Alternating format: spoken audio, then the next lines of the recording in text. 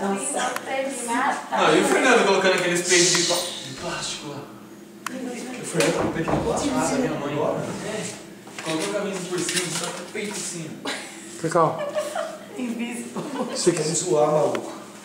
Pensa que eu não tô ligado na sua, né? Aqui, ó, vou tirar a calça pra você. Olha, né? Calça do Linda.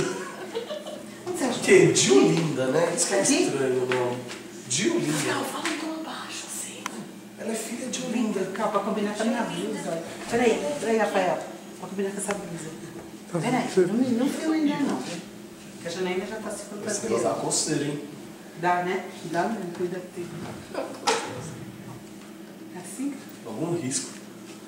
Ai, não, vai ter certeza. Pô, dê sua calcinha aí, tô com vergonha. Aqui, ó.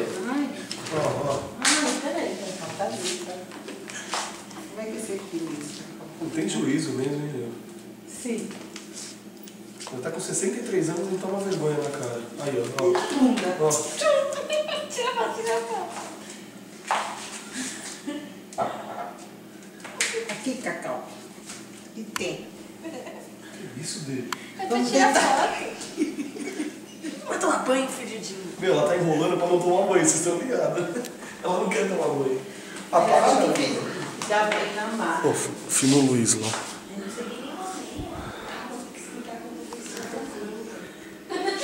Filha da mãe tá filmando mesmo.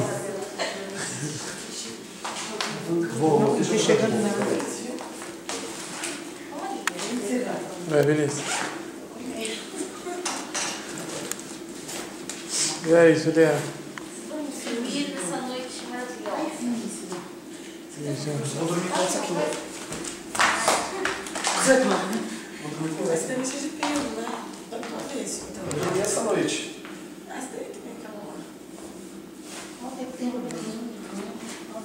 Cadê essa Chega, né, Cacau?